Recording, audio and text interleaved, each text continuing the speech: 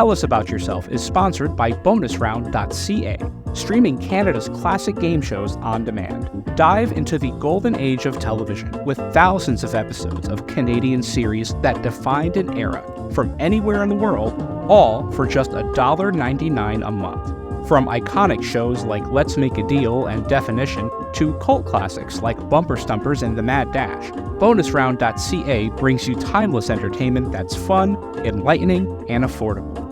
For less than the price of a cup of coffee, relive the magic of Canadian television history. Subscribe now at bonusround.ca for $1.99 and turn every night into game show night. And by The Inn at Leola Village. Nestled in the heart of picturesque Pennsylvania, the Inn at Leola Village is a sanctuary of luxury and relaxation. Indulge in the timeless beauty of their historic suites, each meticulously designed to transport you to a bygone era of elegance and grace. Experience the culinary delights of their award-winning Italian restaurant, where every dish is a masterpiece crafted from the finest local ingredients. From romantic getaways to corporate retreats, the Inn at Leola Village offers a haven for every occasion. Unwind at the spa, stroll through the lush gardens, and let the stress of everyday life melt away. Make your reservation today at theinnatleolavillage.com or call the front desk at area code 717-656-7002. The Inn at Leola Village, an oasis of luxury.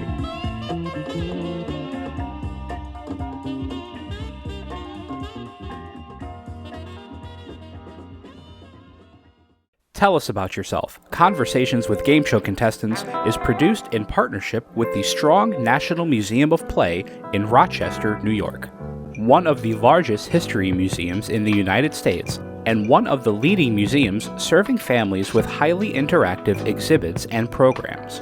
Since 1968, the Strong Museum has been dedicated to exploring the ways in which play encourages learning, creativity, and discovery, and how it illuminates cultural history. And their National Archives of Game Show History. Founded by industry veterans Bob Bowden and Howard Blumenthal, the archive is home to thousands of artifacts representing over 80 years of broadcasting, including props, set designs, video interviews with game show professionals, and other iconic elements from the history of television at play. For more information about the National Archives of Game Show History or the Strong National Museum of Play, visit museumofplay.org or call area code 585-263-2700. Blue 35.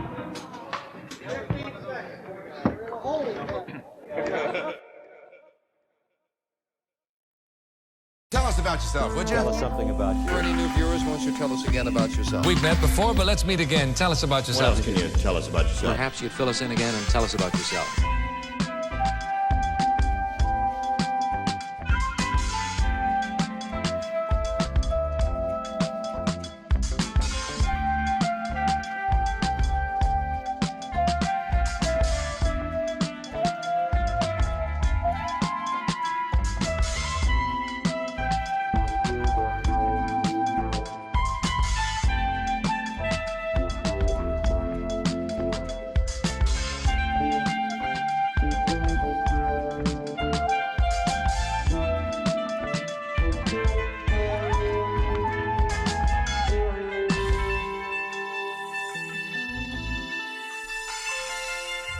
I'm Christian Carrion.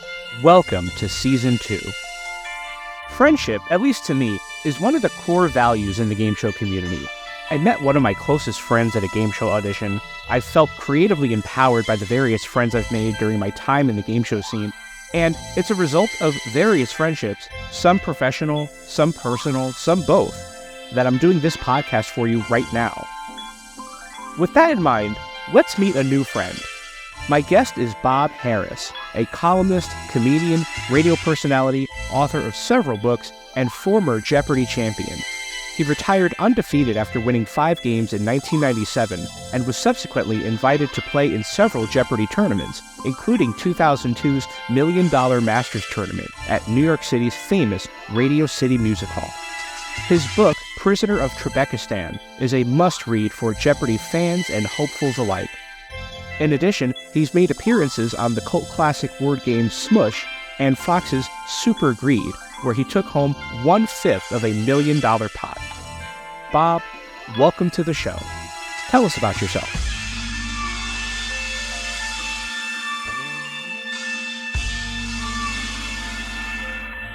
My name is Bob Harris. I'm originally from small, just suburban Ohio near Cleveland. And what I do for a living changes fairly often, but it's primarily screenwriting, talks about memory skills and storytelling, some voiceover work. I've taught screenwriting recently. It's just basically anything where the check clears, just sign me right up.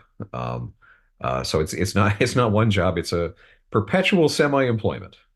How do you like being introduced when you have a speaking engagement? As somebody who has so many, as a multi-hyphenate, as they say in Yeah. Hollywood, how do you like being introduced? Oh, yeah, yeah. This is the guy to whom our check will clear. Oh God, that That's sounds so perfect. crass. That That's, sounds so crass. It no, really it's does. fine. Let's. No, I no, they asked me to write an intro, and it just depends on what the topic is, or whatever it is I'm going to do. If it's a thing if it's about memory skills, then the Jeopardy thing gets hyped. Of course, that's I could that'll follow me. No matter when you've won a few Jeopardy games, like honest to God, I really think that I could cure cancer and like shoot the Pope, and then if I died and was notable, the obituary would say, "X-time Jeopardy champion Bob Harris, da, da, da, da, who in other things in his life." That's so Um, true. Jeopardy has such a pedigree compared to other. I think the only other thing that maybe comes close, and even this is waning a little bit, people who were on Who Wants to Be a Millionaire. That was yeah, there was huge prestige surrounding that show. And now that it's not on the air, it is going down a little bit. To certain people, it means a lot. But yeah. yeah, there's No, really nothing like Jeopardy in terms of that pedigree. yeah, I mean, at a party, like no matter what I do, it's how I'm introduced. So, like in a way, which is fine. By the way, I have no problem with it. It's a really nice thing. I've made my peace with it. There was a period of time where Paul McCartney didn't want to be known for writing love songs, and then the story goes that he was taken aside and said, "Dude, you're Paul McCartney," and he, over time, stopped writing orchestral arrangements and symphonies and stuff, and started writing songs again. I don't know how true that is, but it's a great story. But it kind of feels like that. It's a wonderful part of my life that's opened a million doors and just tons of friends. I mean, a huge chunk of the friends in my life and the people that I genuinely value and enjoy and look forward to. Stuff that has sustained me for decades, honestly, has come not from what you win that everybody sees. You walk in the door hoping to win, fabulous cash and prizes, but the real prize is actually the other people in the green room. Because that show filters for people who are curious. You got to be incredibly curious about the world. You've got to be humble because if you're going to be any good at the game, you've got to be able to uh, just like if you get something wrong, you got to be able to let it go immediately. And you have to be playful. You've got to be able to, be inquisitive about stuff. It filters for really fun, cool people. And some of honest to God, some of the really nicest people I've ever met in my life, I've met in the Jeopardy green room. So I can never complain about my association with the show. I believe that 100%. And that's another thing that Jeopardy has that not a lot of other game shows have, that camaraderie. Hmm. If you look on Facebook, I mean, there are, private Facebook groups for, contestants who were on season 39 and 38 and Hmm. 37. And there are like these like factions of contestants that, I have a Yeah. friend named Corey who was on the show about 2 years ago, finished in second place, but had the time of his life. And like you're describing, Bob, just has so many friends that, Hmm. the quality of these relationships will last them.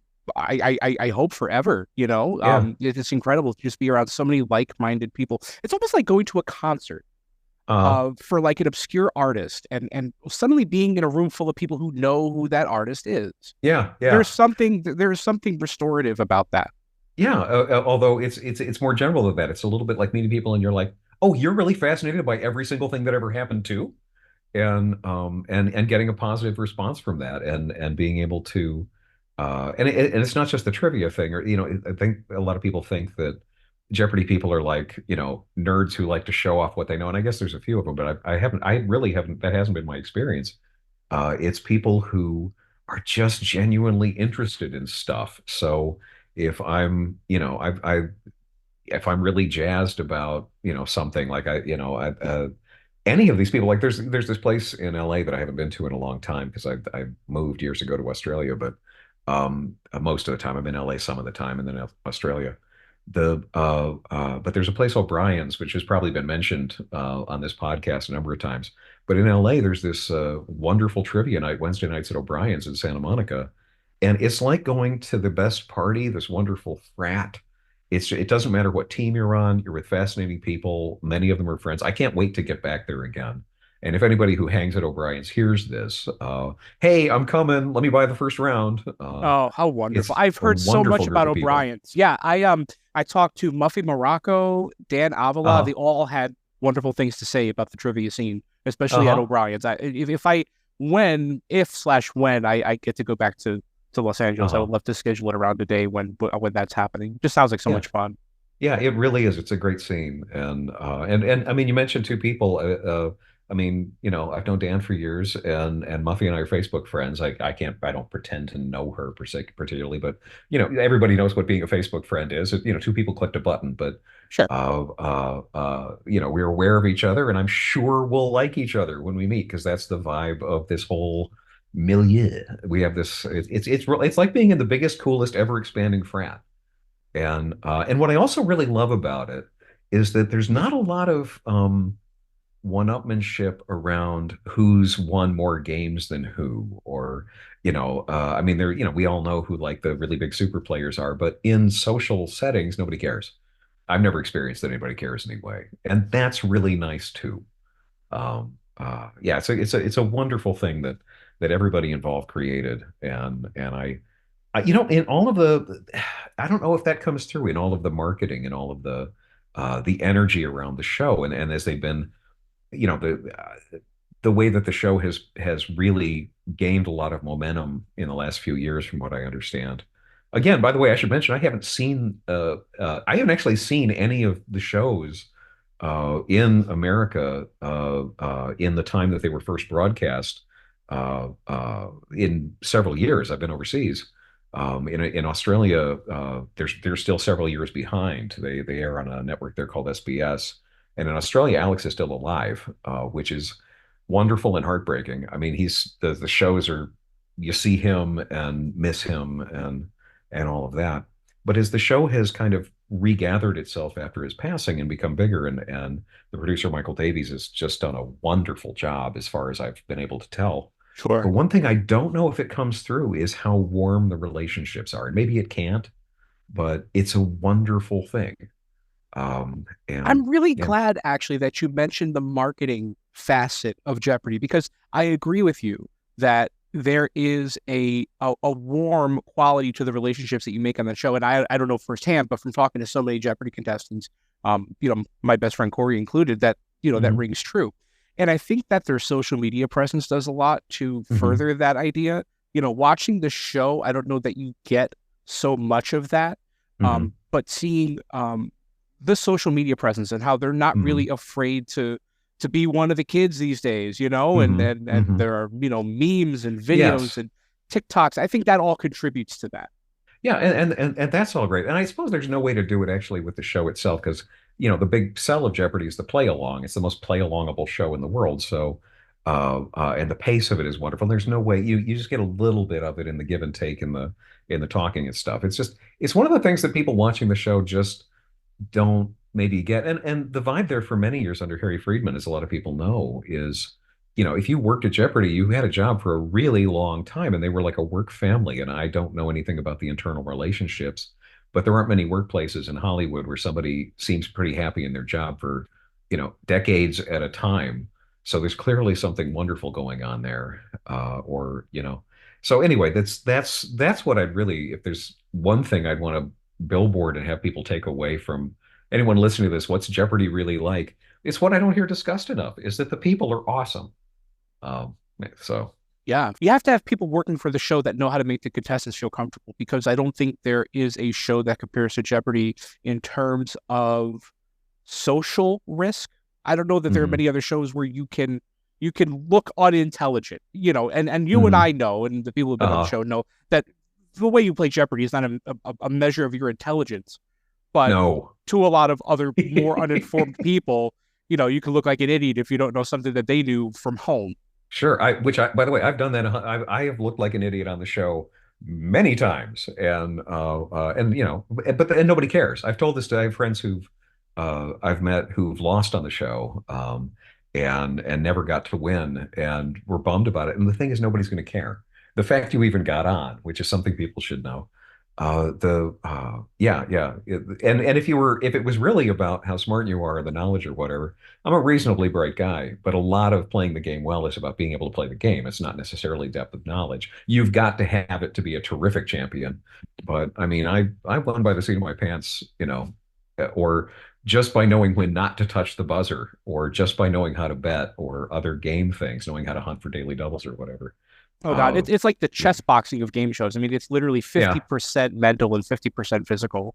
yeah, yeah. It kind of is. That's actually a pretty good analogy. Yeah.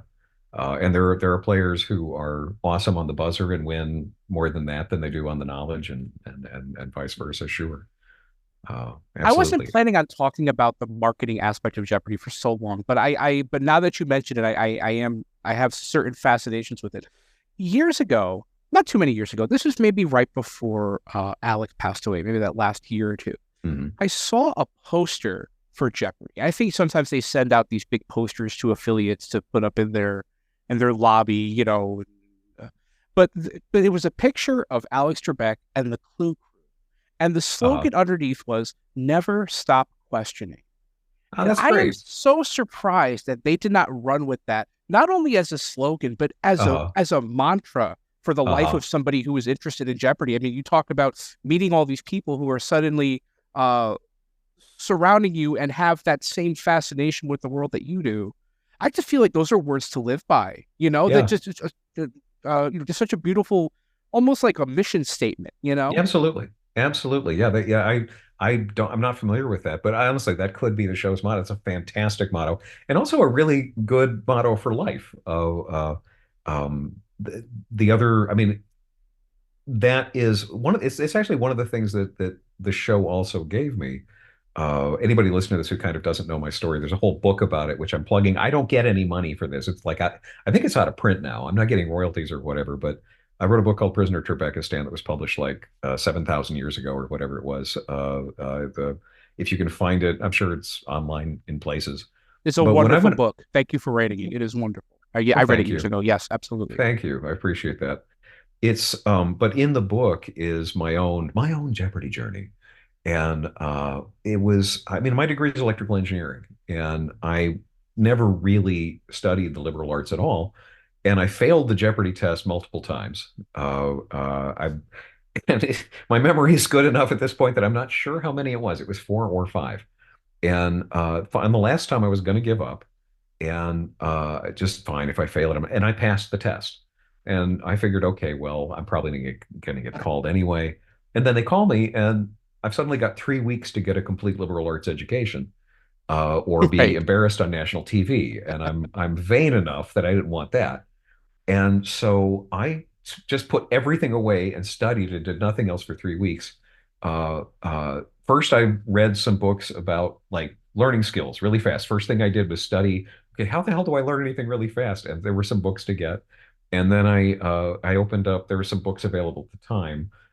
This was 1997, so there wasn't much in the way of internet yet, but there were books written by former Jeopardy champions at the time. The Secrets of the Jeopardy Champions was I went through that and took notes and memorized and just studied my butt off. And by the time I got on the show, I was A, exhausted, and B, had a brain full of fresh knowledge of titles and authors. I hadn't read any of the books, but I knew that if they said Candide, I say Voltaire. If they say Voltaire, I say Candide, that kind of Sure. thing. And I got this very, very thin layer of knowledge into my skull. And went undefeated. I was a five-timer. And then they would retire you at that time. And in that study frenzy, this never stop questioning that you mentioned, uh, the whole world started opening up to me in this way that was psychedelic. I had never been interested in Shakespeare until that point in my life. I'm 33 years old when they call me.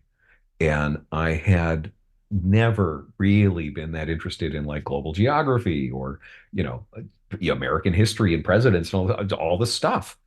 And a lot of it was incredibly fascinating.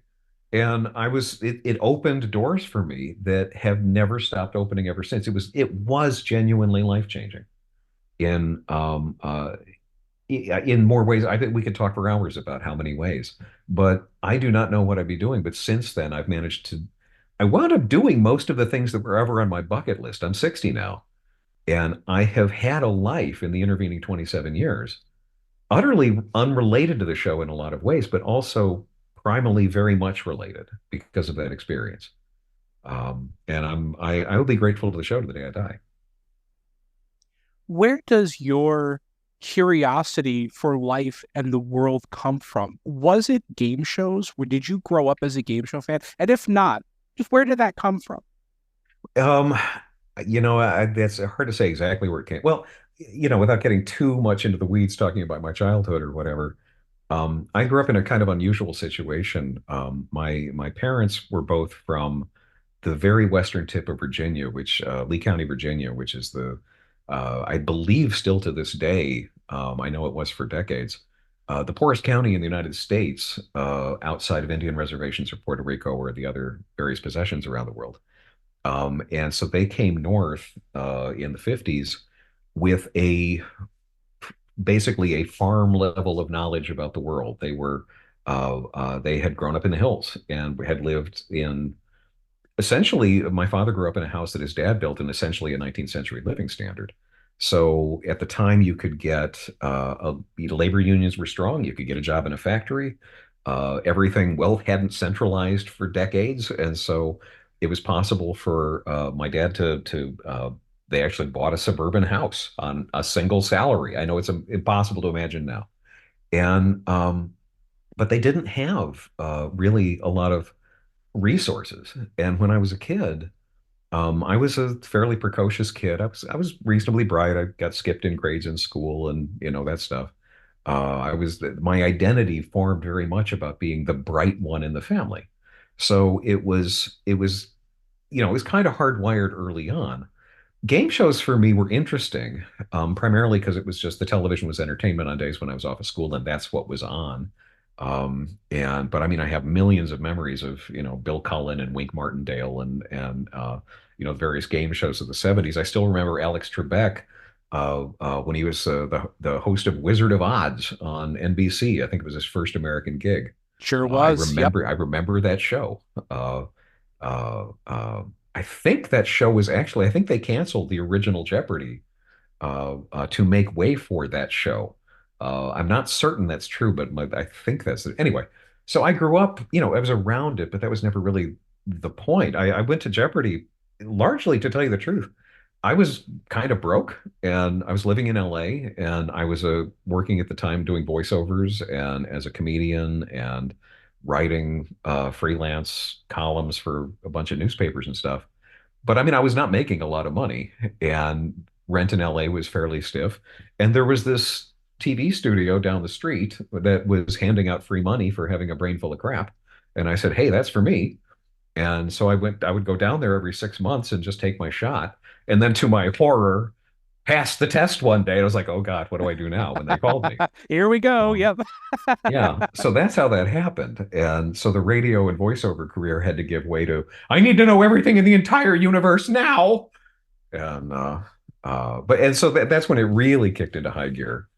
And I think it feeds on itself because the more you know about anything, the more you're curious about all the other stuff. Like if you really want to know, picking something at random, if you want to know everything about a guitar, if you're really into music, you don't need to know just music theory. You need to know acoustics. You should know some things about physics. You should know some things about psychology. If you want to know anything about the strings, bit of metallurgy is not going to hurt you. And you think I'm exaggerating, but talk to brilliant musicians, and they have brains full of, even if it's not book knowledge, often they have incredibly extensive knowledge about what it is they're doing, and or any field. And so it just feeds on itself over time. And my Jeopardy, the post Jeopardy period's been half of my life now. So I'm kind of curious about everything at this point, which is good as a writer because you need ideas and information. You thrive on it. It's what you do. So it served me pretty well since that for that too. One of the elements of the contestant experience that I don't know that casual viewers really clue in on is the idea that there's an element of showmanship, right? To being a contestant on a game show. You can be Yeah, the sure. smartest person in the world. You can know everything that's on the board. You can know how to wager. But if you don't have a television ready personality, Uh-huh. you'll fall to the bottom of the pile. Uh-huh. At what point do you develop those skills to become that type of showman that a game show requires in its contestants? Well, I mean, I can't speak for anybody else. You're absolutely right. I mean, even passing the audition, they want to see some personality. You answered X number of questions out of the 50 we asked.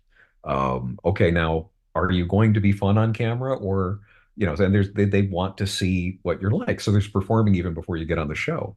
And in my own case, I trained with Del Close in Chicago, improv comedy. I studied at Second City. I was never in the cast, let me clarify, but I studied there. In the 1980s, there was the stand-up comedy boom where anyone who could speak in simple declarative sentences could headline. And there were just like every club, every bowling alley in the country had a comedy room in the back. And for about 10 years, you'd have Bob Harris in the lounge, free shoe rental. And sometimes I'd have second billing to free shoe rental. And free shoe rental was a killer act, though, to give That's it right. credit. You can't be. And they were on tour I think they're still performing. You can't follow free shoe rental. People love them slidey shoes. They really do. And so, I was used to being on stage. I mean, I was on stage every night for from about what was it, 1986, I started kind of full time. So by the time I was on the show in 1997, I was working, I was doing maybe at least 150 shows a year for more than half of that period until I moved to LA and then focused more in LA. So, I mean, I'd done, you know, well over 1,000 shows on stage at that time. I was really used to being on stage. So in my own case, you can actually, my first episode was the Halloween episode of 1997. Alex comes out in an improvised. I adored that guy. He came out. He's this big star, and he's just happy to just goof around and have fun. I really liked him. He came out dressed in an improvised Statue of Liberty costume made out of a foam crown, some roadie's moving pad slung over his shoulder as the Statue of Liberty's gown, and a little pen light that he held like it was her torch. And when he came out on the stage, and Johnny Gilbert is, here's the host and star of Jeopardy, Alex Trebek, and he comes out, and we're expecting, the game show host Chuck in the Brooks Brothers suit, and out comes, this goofy, silly Halloween costume with this, hey, having fun look on his face, and I immediately saluted. Because it's the Statue of Liberty, for God's sake. Play along. Sure, have First some rule of improv. respect. Right. Yes, yes, and these things, right? So I stand there in a full patriotic, solemn salute, and you don't see that on camera on the tape. But he looked at me. We made eye contact, and there was this kind of like, "All right, you get it. I like you. We're good. This is going to be fun." Oh, love it. And then he goes over to the podium, and in that moment, the other players, I think, were psyched out. I don't know for sure, but I had the feeling in that moment that I'd already kind of won the game. And then we went ahead and played the game, and fortunately, I did pretty well. He had a wonderful sense of humor, and uh, that's another thing I could go on for some time. But yeah, a great deal of. But the thing is, the other thing too is you got to play the game and focus on the game. And if those moments come, let them come. But you can tell when somebody goes on one of these shows and they're hey, look at me, Fozzie Bear, Waka Waka. And it's just kind of like, okay, dude, please, we're talking about American presidents right now. You don't try to perform for God's sake. Just have fun. Be Boy, yourself. where were you when I was on Millionaire my freshman year of college? Oh, if I had had that advice, Yeah. Oh, I did oh, did exactly, huh? you shticked it up a little bit? Oh, a little bit. Really? Oh my God, I served eggs to go with that ham. Yeah, Oh, that was something. Yeah, well, that was a show that I just loved. I had been excited about the show since I was 10, 11 years old when it first started. And so when I finally got there, I just I didn't know. It was just so exciting. And the sure. excitement takes over, and the energy of the crowd, surrounding you kind of takes over. The fact that you're on this show that you dreamed of, it just kind of supersedes any sort of decorum. You know what I mean? Yeah, sure, sure. Well, yeah, it's like this weird fugue state. You're out of your subconscious has no idea how to process things, and so time dilates. It's a very out of body experience. I know exactly what you're talking about. And yeah, and all of that interferes with higher cognitive function. So a lot of people get on a stage and it's their first time on a stage in front of bright lights. For me, that was a huge advantage because I was really used to TV studios. I hadn't done a lot of big national shots, but I'd done tons of local TV, and I interviewed Oprah once on the set of the Oprah show before one of her tapings, and I was used to like, okay, this is what this looks like. So I was really kind of lucky. I had an advantage that had nothing to do with the show. That It was actually, you know what? I mean, the honest truth is when we did the tournament of what was it? It was the $1 Million Masters tournament in 2002. Right. Radio City Music Hall. It was the first big tournament of that kind in a long time. They'd done a couple of major invitationals before, but they had this idea in 2002 to do the first $1 million tournament, the $1 Million Masters tournament. They brought in 15 of their greatest players.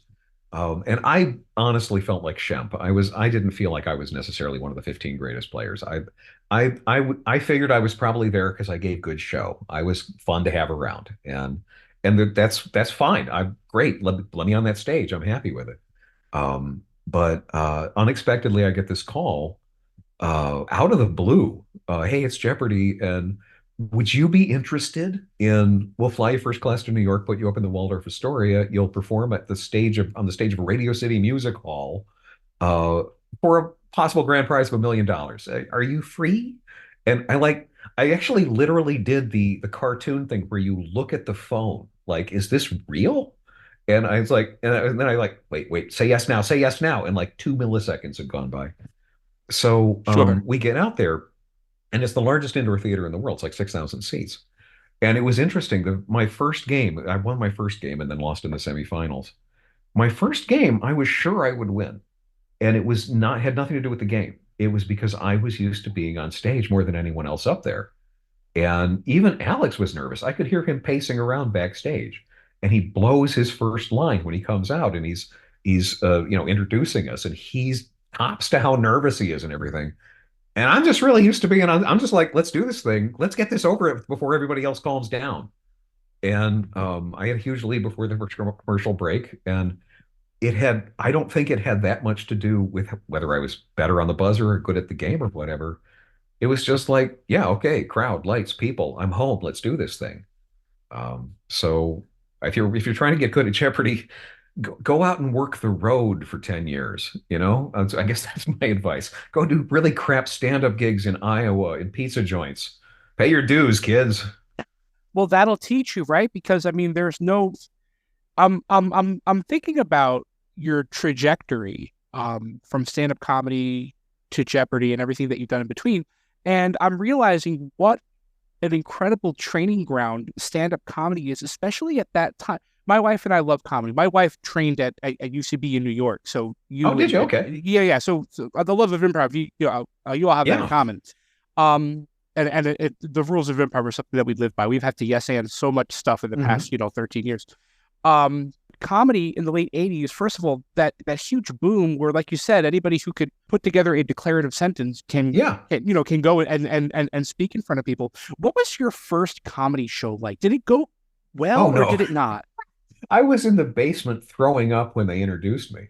I was terrified. It was an open mic in Cleveland, in the Cleveland Comedy Club, which thank God isn't there anymore. It is now right field in the Cleveland Guardians ballpark. And it was actually it was one of the early training grounds for Drew Carey. A lot of Cleveland comedians came out of there. Drew's a lovely guy, by the way. I've only met him a few times, but you could see instantly that he was going to be huge. And a lot of it had to do with his comfort on stage. Again, that's a big thing. He just was who he was, and you could see instantly he was going to be enormous. Anyway, but I was not, and I was literally in the basement, like finishing up from having thrown up, and I heard my name, and I go running up the stairs, and it was an open mic, so they gave me like 5 minutes, and it was the longest 5 minutes of my life. It may still be happening. I don't remember any of the jokes now, and I certainly didn't while I was in those 5 minutes. And it was grim. And I didn't even attempt it again for about a year and a half. And then I went to and I started to get over my stage fright because I guess I needed the approval. It's cheaper than therapy. I went to that's when I started taking classes with Del Close in Chicago, and gradually got over my stage fright just from exposure therapy, just repeated exposures. Oh, look, it's bright lights, and there's a bunch of people out there, and they're not going to murder you. You're okay. Yeah, the first show was not great, but eventually it took a long time, but now, I'm pretty used to it. And you put a bunch of people out there, hey, how you doing? It's fine. Sure. Yeah. Well, thinking about that experience, a lot of people who might find themselves in a similar situation would go out there, have a really rough 5 minutes, and then never even think about doing anything even related to that. They go, become a radiologist or something. What happened? Or what made you, even a year and a half later, what made you go back and try it again? Possibly a lack of common sense, desperate need for approval. I just really enjoy being so nervous that I'm shaky. I honestly, I just, when you're young, you're trying to figure out who you are in the world. And I felt like I had stuff to say, and I felt like I had thoughts I wanted to share, and I didn't know how to do it. And I used to be a decent musician, but the music industry was just, I mean, there were just don't go near that. And there was sort of, you could make a living at it. And I looked at it and I knew I could do it. So if I could get over my nerves, write the stuff, do the thing, I knew that I could. I just kind of stayed with it. And so I would just go and I would hang out and I would watch people. Chicago in that period, Judy Tenuta was huge. Emo Phillips was huge. Emo, by the way, is now, he has become a dear friend over the years. I officiated his wedding. Like he's a wonderful human being. And he may not, people who are my age or who saw him recently opening for Weird Al Yankovic on the world tour, Emo would know that Emo is one of the funniest people in the world. And he's also one of the nicest people. So I would watch these people I admired. And I would just, okay, how did he do that? How did she do that? How is this happening? And just keep at it. I mean, anything, if you just picked up a blowtorch and tried to be a welder, you'd suck the first day. Comedy, at least there's no body count, nobody's going to the hospital. So I just hung in, which was also, truthfully, that's also kind of how I wound up on Jeopardy. Was I failed a bunch of times, couldn't even get on. It's like, oh, okay, showtime, got to do this. Story of my life, everything I've tried. I've sucked at it at first, and I've done, I can't tell you how many college talks I've done. And the big message I have for young people always is embrace the suck, embrace that it's going to be bad for a while. Be ready to just accept that that's part of the process. Sure. No one dies. No one dies. Yeah. You can be terrible and your life will go on after that. Yeah. I taught screenwriting in Germany for a while. There were these students from all over the world at this the International Film Schule in Cologne, Germany. And we had students from my class, there was I think it was a dozen countries, all in English because, we had to have some common language. And I was trying to one of the things I wanted to do was learn how to say embrace the suck in all of their individual languages. But that was the first thing. I was like, when you're doing a first draft, when you're writing, the first draft is just sand that you're going to, mold later. It's a first draft. It's toilet paper. Just words, get the idea down, and then move it around later. And Sure. it's one of the most important lessons if you want to do anything creative. Well, as an aspiring broadcaster and somebody who's been doing the podcasting for a few years, I just know from personal experience that yeah, the first ones are going to be terrible, and you just have to keep at it. And that's what they say. You know, they say that in the 21st century, to keep above the algorithm and stay above that wave, you just have to be persistent. You have to have discipline. You have to put something out every day. And I mean, it's so true. I heard this may have been Peter Lasalle, who produced The Tonight Show with Carson for so long, produced Tom Snyder for a little while. He said something like, the show will never be as bad as you think it is, but it will also never be as good as you think it is. And that thought has kind of kept me on the straight and narrow in terms of anxiety about what I'm putting out there and how I sound and how this is. Yeah, it's never as bad, but never as good. Well, another thing too is that when you're really delivering your A game, your A plus game. The audience doesn't. And if you go out there and for some reason it's only an A minus or it's a B plus, if they enjoyed it, nobody else but you knows that it wasn't the very best thing that you have. And so shut up, just enjoy the fact that they liked it and move on. That's I know right. so many performers and so many writers and creative people who, if something isn't the A plus, they think they failed. No, you're human. Just lighten up, go, just reload, do the next thing, keep at it. That's a kind of a big lesson that I wish I'd learned younger.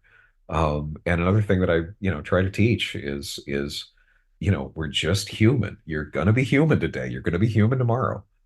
But yeah, now we're also getting into life philosophies and so on. But Sure. whatever. Yeah, like this conversation is taking turns. I hope everyone listening to this is like, enjoying the beverage of their choice or the comestibles or whatever, and they're just going to sit around going, "Dude, that's so true." Well, I tell you, I like that it's become this sort of tangential. I mean, it is a conversation with a game show contestant. It goes all over the place, and you have so many interesting experiences. I love talking about them. I have an out there sort of question, and the answer may be like a quick flat no, but I'm going to ask anyway. Okay. Having a degree in electrical engineering, does that give you an advantage with the buzzer? I've never thought about that. Not well. Let me see if there's any way in which it does. I mean, it'd be neat if I could just kind of, quietly, during a commercial break, distract everybody and rig everything underneath, but that would be wrong. Sure. The only way it does, I think, at all is that any kind of a science thing, you start thinking mechanically, and I had my own little twist with the buzzer technique. You see people go on Jeopardy and they're waving their arms around while they're like they've got the buzzer and they don't just buzz in they've got it holding it in their hand like a hammer of Thor, and then they go to punch the buzzer with their thumb and they make this stabbing motion like it's like it's the end of Julius Caesar and it's time to just, now we're killing him. And we're they look like Patricia Krenwinkel with the knife just out there just banging away with that buzzer. And maybe you don't need all of that muscular interaction there. You could probably get away with the direction. The travel on the actual button on the buzzer is a couple of millimeters, so you only need a couple of millimeters of muscular movement. And we're talking about trying to buzz in the correct millisecond. You're trying to find not the timing of the lights on the stage, but the timing of the offstage part of the production staff, who is the one listening to the end of Alex's and now Ken's sentences, and then they hit it to their timing. So you're trying to match another human being's timing. You're kind of trying to find where they are in their rhythm, their perception. And so understanding that you're looking for a specific millisecond and you're trying to move a couple of millimeters in a specific millisecond, it behooves one to minimize any extra activity because it's going to mess with your timing. You just want to do one precise thing over and over and over again. So thinking about this like an engineer, what's the most stable way to press the button? It is not to hold it in your hand where you're using large muscles, you're using large motor skills to hold and balance it. Well, then the simplest thing is put the damn thing down on the podium, rest your hand on top of it so everything's stable, and use your index finger because you have more fine motor skills in your index finger than you do in your thumb. And you will be more consistent to the millisecond. And this is so abundantly obvious to me. And I do not see any. Here's a little twist I can give you. I see people on the show now. Some of the best people in the buzzer in the world don't do it that way. But Brad Rutter, if you watch him, he's phenomenal on the buzzer. I mean, that's people used to call it getting ruddered. If he got his thumb down before the lights even illuminated, in the millisecond between the microsecond between the time the offstage guy hits his button and the filament on the lights starts to get hot enough that you can see the light, Brad's got his thumb down and he's buzzed in. So his timing's pretty good. You watch him, he stands there with his arms crossed like he's an usher at a wedding, holding the buzzer. It's below the podium height, so I don't know how high it is when he's holding it, but I suspect it's in his right thumb. But it's very, very stable, and he's minimized motion. And it's like part of his body in the way that he moves it. You watch anybody who's good at the show, you never see somebody buzzing in some big way. It's very precise, it's very controlled, it's very consistent. So if the engineering background did anything for me, it was just in thinking about the buzzer, and I'm sure that helped me win a few games.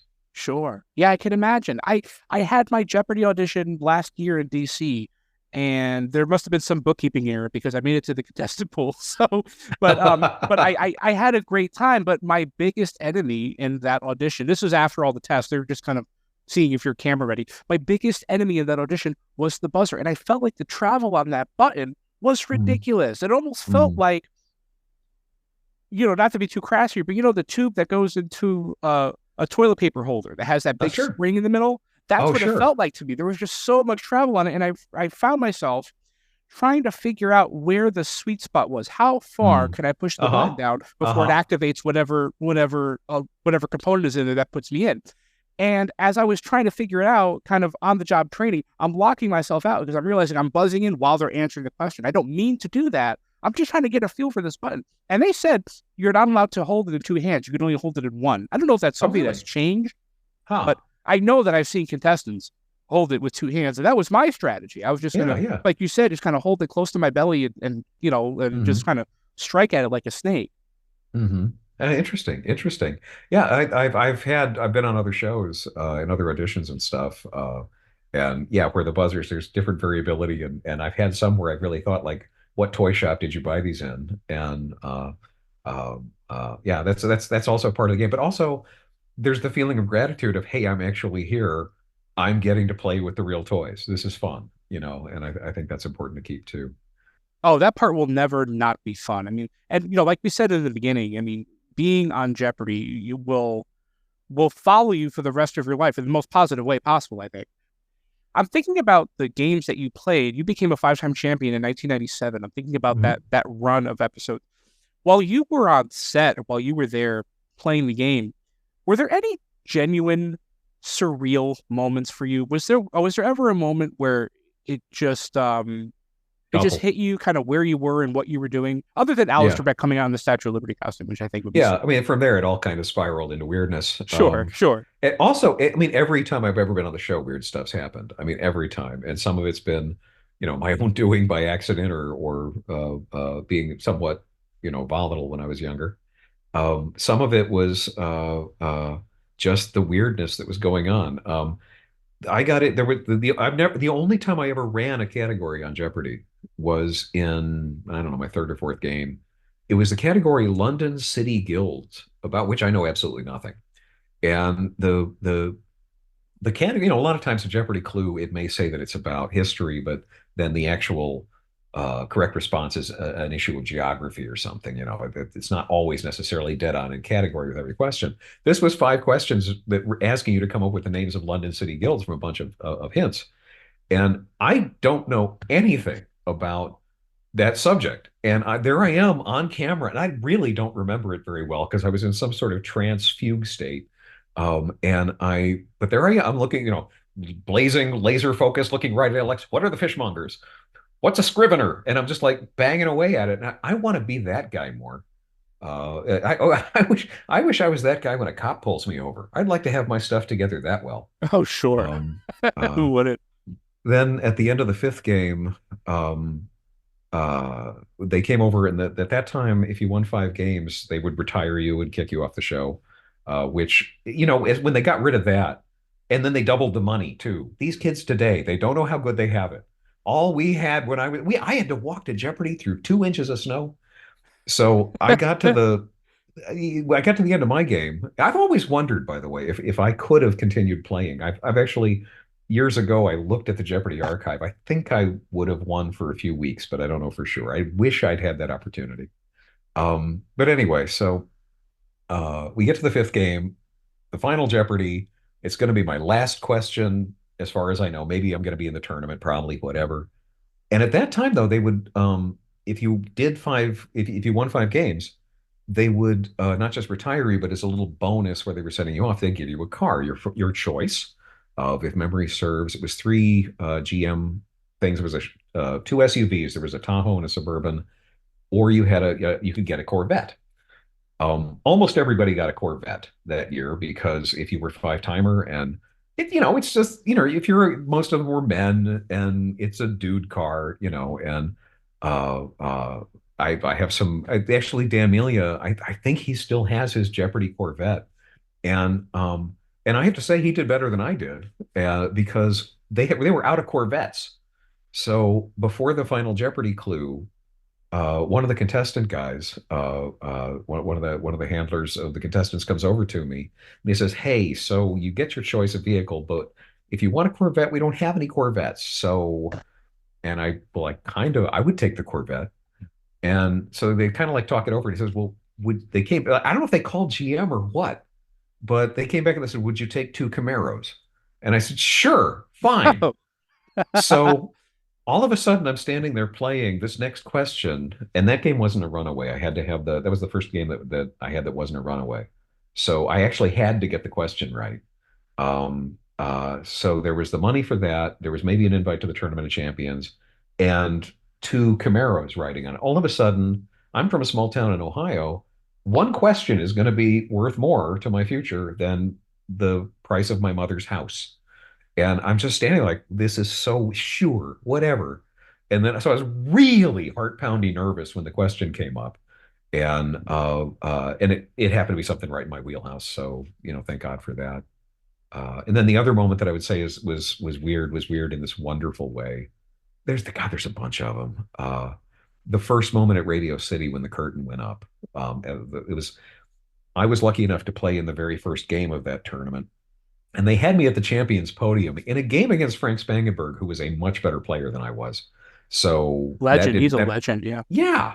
Yeah. A really nice guy. And one thing, by the way, Frank, if you ever hear this, in the book Prisoner of Trebekistan, because you were such a big guy to upset on the show, it was such a big thing for me that I actually was able to win that game. I have always felt that I don't know if I gave justice to what a nice fella he was, in the book. Everybody in that tournament. We all exchanged emails. It was actually kind of the beginning of the Jeopardy frat. Online was a new world at that time. And so the way we traded emails wasn't with our phones and, hand me your phone and let's type it in. We literally passed around a piece of paper, wrote our emails on it, all 16 of us, including the alternate. And then somebody went and Xeroxed it, and we all got copies. And that's how we all had emails and stayed in touch together for years. I'm still in touch with a few of them. Oh, how wonderful. Yeah, it really is. So that first moment, though, at Radio City, where I'm standing there and the curtain goes up, the first game, they lifted the curtain. And you look out at this audience, 6,000 people, and they're jazzed. And you hear Johnny Gilbert, "This is Jeopardy!" And it was one of the best moments of my life. Electricity. Yeah. Yeah, it was so fun. And let's do this thing before everybody else stops getting nervous, because I'm ready. And that was fun. And I could go on. There's the whole run. There were things to cherish in every game and every trip to the studio. I used to get invited to the studio a lot after the book came out by contestants who'd read the book and then asked me to come. I think if I remember, that's how I met Michael Falk, who won the Tournament of Champions a few years later. I was a guest during the taping and cheering for him. I was in the audience a lot for a few years just to be around these nice people. And Every one of those experiences, I taught a couple of my friends how to play the game well, and they got on the show and made it to the Tournament of Champions. And that was amazing to just watch these wonderful people who I really like get to have this great experience. When I say I taught, that's taking too much credit. These are people who would have got there themselves. They're really smart, wonderful people. But I had a small hand maybe in sharing some ideas with them. Um, Sure. that was fun. I also, well, now I'm an old guy. Just I'm telling you about the day back in the time, boy. But Celebrity Jeopardy. I've had a couple of celebrities contact me. Anderson Cooper, when he went on Celebrity Jeopardy, I got an email from him. We had met socially once, and I got an email from him. It's like, "Hey man, I'm gonna go on Jeopardy, and I don't want to look." He didn't say this, but I have a feeling he was thinking, "I don't want to look like Wolf Blitzer." And Sure. if anybody hasn't seen Wolf Blitzer on Jeopardy, Google it right now. If you haven't Um, seen it, good. yeah, yeah, good for Wolf. That's right. So I get this email from Anderson. Hey, what do I do? So I sent him this, lengthy, okay, here's how you bet. Here's what to do on the buzzer. Don't touch the buzzer if you don't know the answer, etc. And he won. And it was really fun to watch that. Um, we're not friends, but I've known, I mean, there's no hostility. I'm just not claiming a friendship. Penn Jillette, the magician, we met in the Vegas airport one time when I was writing for CSI, and we were going to do a magic themed episode. So I walked up to him and I said, "Hey, we might need a consultant." Hi. And he was very nice, gave me his card, and we stayed in touch for years. Really good guy. He reached, he was going to go on Celebrity Jeopardy. He's like, "Bob, what do I do?" And here you go. Here's what you do. He goes on and he kicks ass. It was so nice to see. And I'm sitting here, this kid from Ohio, and I'm like, puppet master behind the scenes on Jeopardy. It was really fun. There have been so many weird, wonderful moments over the years. And Let's focus on that last one for just a second, because one of the aspects of this world of game shows that you and I are both kind of thrown around into to varying degrees. One of the things that I find fascinating is the idea that we get to talk to people we grew up watching on TV. We get to have conversations with people that we saw, win Jeopardy 10, 20 years ago. And the idea that, you see somebody win a bunch of games on Jeopardy and they take on a sort of celebrity quality. You know what I mean? Sure. Sure. The contestants that stick around, you'd love to meet them one day. I'd love to talk to them one day. Yeah. And that realization that everybody in this world is on an even playing field. You are just as enabled or empowered to reach out and ask a question of somebody you saw on TV as they are empowered to ask something of you.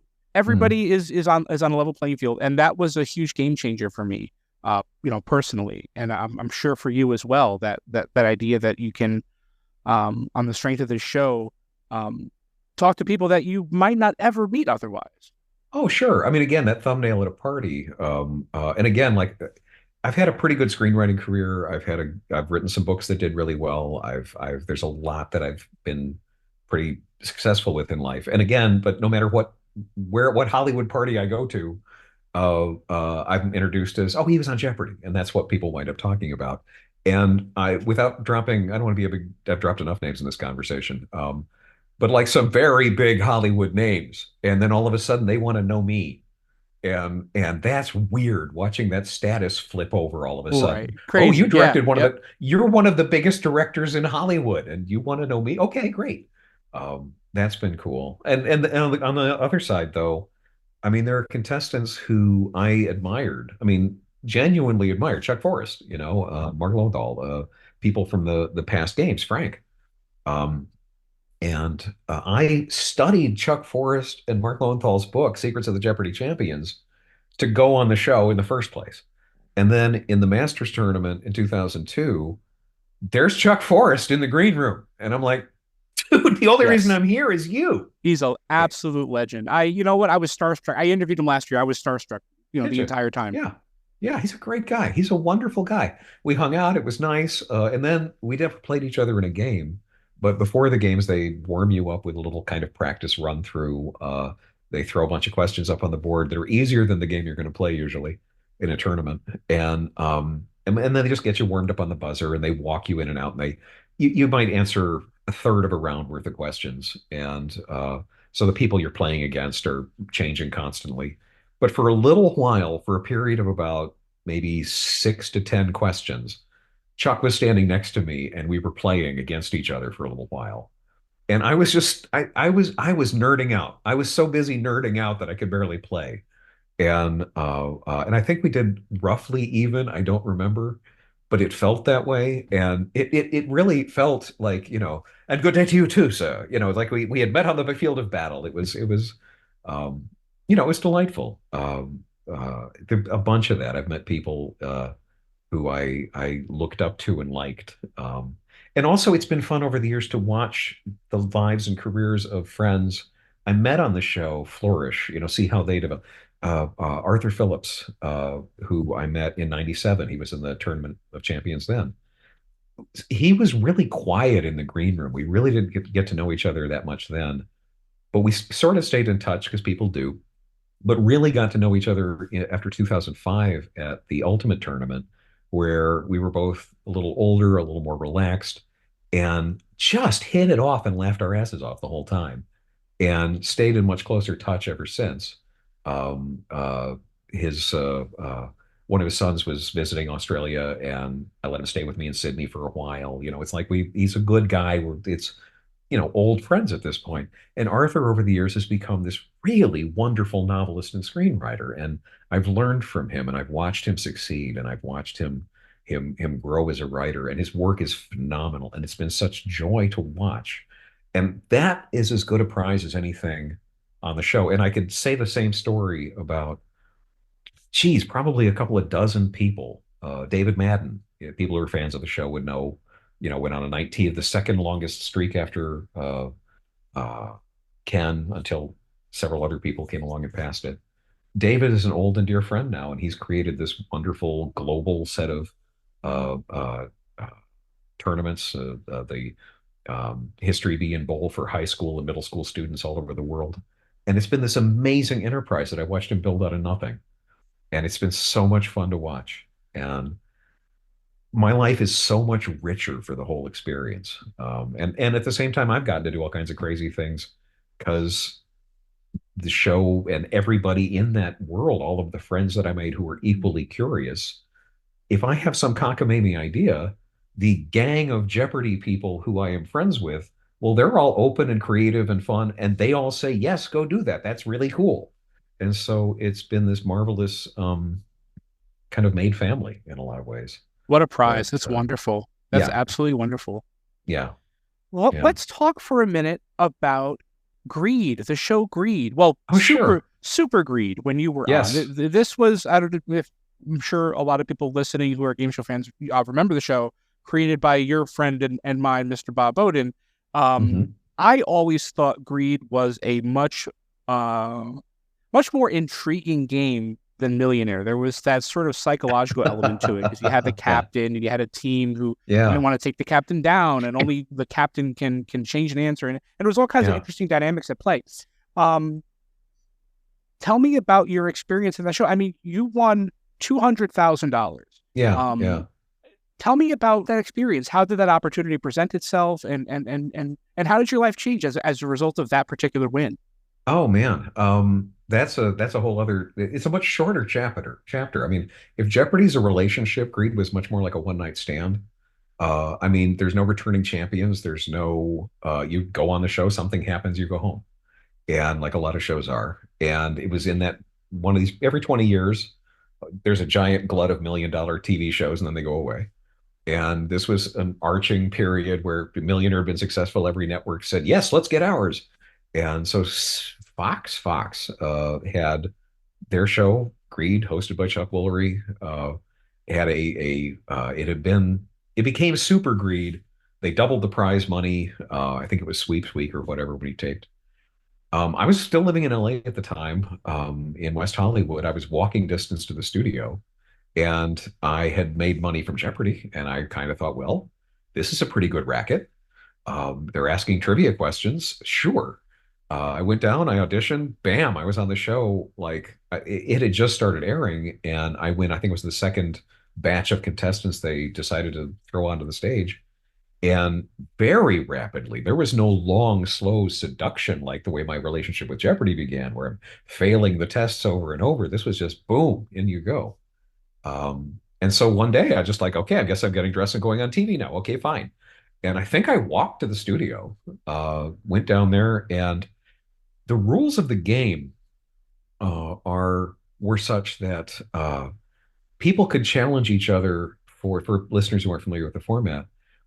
You were on a team, but you could also, it was called greed because you could challenge somebody for a one question face off and take their share of the prize money, and they'd be tossed off the stage, and you have double the money, and on you go. Plus And $10,000, whether you win or lose, they give you 10 grand yeah, just for yeah, challenging somebody out. yeah. But I wanted the big prize, and looking at the game show format, I realized that game, the best way to win money was to never be challenged. Don't challenge, don't be challenged, just get to the end, and you'll get a nice piece of change. Mm. So, given the structure of the game, it behooved me then to make very clear to every single other contestant that I had won lots on Jeopardy, because then they wouldn't challenge me on these one question things. Somebody else gets knocked off, but I'm still on the stage. Somebody else got knocked off. I'm still on the stage. Oh, we got to the end of it. I won some money. Thanks. And that's exactly how it played out. I was the catering in the green room was there were sub sandwiches. I don't remember if it was Subway or what it was, but there was a bunch of sub sandwiches, and Fox, nothing but the best. And I was honestly walking around the green room. Hi, I'm Bob. I was on Jeopardy X number of times. Hi, I'm Bob. I was on Jeopardy X number of times, letting everybody know. Not being quite, I didn't want to be obvious about it, but I was pretty obvious about it. Reason being that it was just, that was how I was going to win. That was the way to win that game. I was playing the game before we got on stage, Right. which And is, plays to that psychological aspect of greed that I just loved as a viewer. yeah, well, it was, yeah, and it's not trying to psych anybody out. It's just literally that was the that was the winning strategy. It was obvious before you walked into the building. So, okay, I have that in my arsenal. Let's use it. I answered exactly 3 questions and walked out with $200,000, which in a money per question ratio is a little bit better than I think any other show in history. But then I got home months later. Okay, time to pay you. Yes, it'll be $200,000 over the course of the next 7,000 years, or you can take an annuity. And I'm exaggerating with 7,000, of course, but Sure. just for any lawyers who are listening to this, you can take a discounted version of that. So I wound up taking the cash in hand, which turned out to be substantially less, and so it was not what we'd call as life-changing as you would think $200,000 actually is. But it was a fun experience, and the best thing I got out of it was a lifetime friendship with Bob Oden, the guy who was the executive producer. We didn't get to know each other right away, but years later, we met. I don't remember exactly how our friendship quite struck up, but I had this cockamamie idea for a quiz show called Dodgeball, which is a cross between quizzing and dodgeball. I just had this mental picture of two really great trivia people facing off on camera, just two people looking each other in the eye, and they're armloads of dodgeballs, and they get points for answering questions, and they get points for hitting each other. And it would be like chess boxing, and it would be super fun. And I think it's immensely watchable. So somewhere along the line, it evolved. I don't remember the exact way it did, but Paul Bailey, who put together the trivia championships of North America in Las Vegas every year for a number of years, he's an old friend, and he was involved. Bob got involved as the producer to try to take it to TV. He had wonderful ideas. Like the man knows what he's doing. He's been in television forever. That guy deserves to be in some Hall of Fame somewhere. I honestly believe that. Plus, he's like the nicest guy alive. Oh, he's incredible. He's incredible. He really is. He truly is, and he loves game shows. I want to be loved in this life the way Bob loves game shows. I mean, it's wonderful. Sure. And And it's never tamped down, right? I mean, no, I've known Bob for about 10 years. He put me on the chase about a decade ago, and I just oh, did he? that back in 2000, oh my God, 2013. Yeah, 2013. And I got to visit him at his home in California last year. I was in Yeah. town doing a commercial, and I met up with him and saw his mini museum at home, Yeah. which is now Yeah. becoming, the National Archives of Game Show History. Yes. And Yeah. What does that say about how much the guy loves his game shows? His personal collection is becoming the museum. oh, it's incredible, and Yeah. and what you see isn't even 10% of what he has. It's really incredible. And I had a moment like you were describing when that admiration sort of flips around. I mean, this is a guy that I've known his name for years, back when Game Show Network started. So I'm in his room, his little mini museum, and there's a copy of the Encyclopedia of TV Game Shows, and I picked it up and I said, Bob, this book is where all of this started for me. Oh, interesting. And he said, I knew that because you mentioned it a few weeks ago on your podcast, and I've listened to every episode. He's the best. Oh, blew my mind. Just blew my mind. It was unbelievable. Yeah. And yeah, that's Bob. That's Bob in a nutshell. He is he's amazing. He really is. He has Bob Eubanks frozen in the basement. He has an amazing archive. He has so much stuff back there. Yeah. He has, it's fantastic. Yep. Oh yeah, the Romans played game shows. He has some stone podia down in his garage. Stone podiums with stone buzzers. They're actually marble. They're really nice marble buzzers. And the scores are given in Roman numerals, which makes it really hard for the host. What comedian was it that said Betty White is so old on her first game show the grand prize was fire?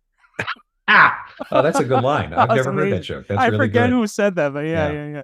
Speaking of memorabilia and owning pieces of these shows, we're doing this podcast for the National Archives of Game Show History, and they're in the process of creating a physical space where there will be all these physical representations of game shows, the sets and the cards and the props. And I'm actually, as we speak, holding Dan Avila's Greed name tag in my hands. He sent it to me after our interview. So this is just something I get to look at in my little office once in a while. Do you keep anything relating to these shows? Do you have any memorabilia that you can look at that's going to be hanging on the wall or in a drawer somewhere that brings back the memories of all these game show experiences? Not tons. The one thing that I've kept most of all, there's a few other things that the notebooks that I made for myself to study for the show. I have a stack of those notebooks, and I've always kept those. Whenever they would call me back for a tournament, the Masters in '02, or there was the Ultimate Tournament in '05. I was in the Decades Tournament in 2014, and then they decided, probably rightly, that they were done with me. And but I have the notebooks in case they ever call me back, because I will open them back up and pour all that stuff back into my head again. I still have my practice buzzer for probably the same reasons, like as everyone does. In September of 1997, I stripped down a ballpoint pen, used the little clicker thing, wrapped it in masking tape until it felt like a Jeopardy buzzer, then practiced with the show, and I still have that as a souvenir. There's actually a video on YouTube. You could Google it. Some contestants also receive, where I got so much stuff at that time. They used to, instead of the $1,000 consolation prize or whatever that they used to give, the show used to have all of these sponsors at the end of the show. And I received, after 9 games between the 5 I was on and then the 4 until I got to the finals of the Tournament of Champions, after those 9 games, the contestant parting gifts, I got parting gifts for months. I mean, it was filling my little 1-bedroom apartment in West Hollywood. I had to do something with it. I wound up making this video where I just literally threw it on the floor and narrated it. And that's gotten something like 20 million views over the years, where I'm just, some contestants also receive, and I just throw the stuff down. It's more than you could possibly believe. I didn't keep any of it eventually. Most of the stuff that I kept over the years, honestly, is little tiny. I travel light. I was a travel writer for a long time, so I try to live very light. I don't want to be bogged down by cargo. So I have lots of tiny mementos from like every TV show I ever worked on. I've got a little thing. I've worked on movies, and I'm nowhere in the credits. I've done some NDA work on some things. So there's movies it's like being a secret agent. Nobody will ever know that I worked on them, but I've got little mementos from various TV shows and stuff. So I've got sort of this hall of treasures, which occupies the surface of a table. And some of it's from, I did a bunch of work for work chronicling the work. I wrote a book chronicling the work of my favorite charity, which is kiva.org. And I went around the world and did a bunch of it's poverty alleviation through microfinance in the developing world. I spent 4 years doing that. So I've got all kinds of little things from all kinds of little people I met in all kinds of little countries. I could start going through all those travels, but in countries in Africa, South America, Southeast Asia, and so on. And yeah, and then the pride of place in the middle of all of it, though, one of the big ones is still the Jeopardy buzzer to this day, like to the day I die. That'll probably be buried with me. That's a kind of a fun idea, actually. Yeah, I just have it in your pocket. Yeah, why not? That's wonderful. What a wonderful memory. And, thinking about the memories that all those pieces of memorabilia bring back, the memories never get less fun, right? I mean, I've talked to dozens of people who have been on game shows. I mean, I've talked to people who were on rigged quiz shows in the 50s. And really? I've talked to, oh yeah. I've talked to so many contestants, and one of the commonalities I've noticed is that whether it's a year ago, 10 years ago, 30, 50, 60 years ago, the memories are always fun to talk about. It's always fun to reflect on, isn't it? Yeah, oh yeah, yeah. It really is. Honestly, it's a weird. By weird, I mean this in a really good way. It's an unusual, kind of a one of a kind experience in your life, and other people have had it, and you bond on that level too. And everybody's got their stories, and I really think what you're doing for this podcast is really neat because everybody has their stories and they're excited about it, and it's great memories, and you get to bring them out and hear them, and that's really fun. And I really want to just encourage you as you're going forward. You were saying before that like people tend to talk, how many times can you talk about what was it like to walk into the studio? But like so many of the great players have done so many truly interesting things in their lives where, Jeopardy was one chapter in just a wildly interesting life. And I think that showing the way that the show helps open people up, or that it attracts these wonderful people, I think you're doing something really wonderful for not just Jeopardy, but game shows in general. And in a society that doesn't value knowledge nearly as much as it does, I mean, to the point that the country is essentially run by a bunch of whining infants at this point, to have anything in this country that values knowledge, actual objective fact, trying to learn things and better yourself, and entertains people with it. Like, it's a really important cultural institution at this point. It's one of the few it's the only one of its kind, really. And so I think what you're doing is actually quite valuable. I really do.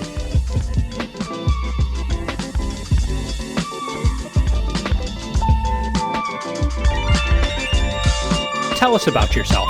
Conversations with Game Show Contestants is hosted, produced, and edited by me, Christian Carrion, from my studio in beautiful downtown Lancaster City, Pennsylvania. Co-executive producer Cory Anotado. Researcher Chuck Donegan. This has been a production of BuzzerBlog, the most popular game show website in the world, in partnership with the National Archives of Game Show History at the Strong National Museum of Play in Rochester, New York. For more information, visit museumofplay.org. Thank you so much for listening. I'm Christian Carrion. Good night.